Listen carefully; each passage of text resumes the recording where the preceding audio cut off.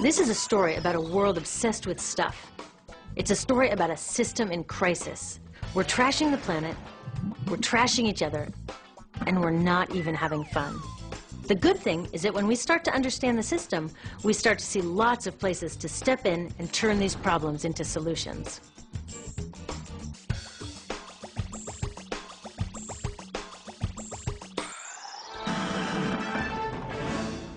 I am so glad that the world is finally getting together to stop climate change. When I first heard that our leaders were meeting to talk about solutions, I breathed a huge sigh of relief. Didn't you? Then I said, wait a minute, what exactly are they planning to do about this problem? So I looked into it.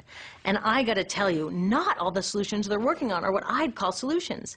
In fact, the leading solution, known as cap and trade or emissions trading, is actually a huge problem.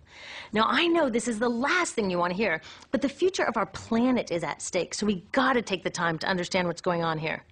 Okay, meet the guys at the heart of this so-called solution. They include the guys from Enron, who designed energy trading, and the Wall Street financiers like Goldman Sachs, who gave us the subprime mortgage crisis. Their job is to develop brand new markets.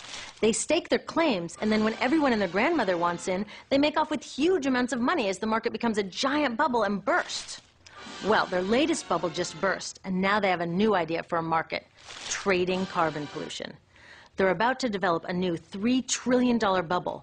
But when this one bursts, it won't just take down our stock portfolios, it could take down everything. So how does cap and trade work? Well, pretty much all serious scientists agree that we need to reduce the amount of carbon in the atmosphere to 350 parts per million if we want to avoid climate disaster. In the US, that means reducing our emissions by 80%, maybe even more, by 2050. 80%? Now, the problem is that most of our global economy runs on burning fossil fuels, which releases carbon. The factories that make all our stuff, the ships and trucks that carry it around the world, our cars and buildings and appliances, and just about everything. So how are we going to reduce carbon 80% and not go back to living like Little House on the Prairie? Well, these cap and trade guys are saying that a new carbon stock market is the best way to get it done. The first step would be getting governments around the world to agree on a yearly limit on carbon emissions. That's the cap. I think that part is great. So how do they want to ensure that carbon emissions stay under the cap? Well, governments would distribute a certain amount of permits to pollute. Every year there would be fewer and fewer permits as we follow the cap to our goal. Innovative companies will get on board, building clean alternatives and getting more efficient. As permits get scarcer, they would also become more valuable. So naturally, companies who have extra will want to sell them to companies who need them. That's where the trading comes in.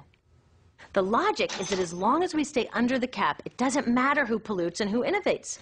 We'll meet our climate deadline, avoiding catastrophe, and oh yeah, these guys take their fee as they broker this multi-trillion-dollar carbon market. Save the planet.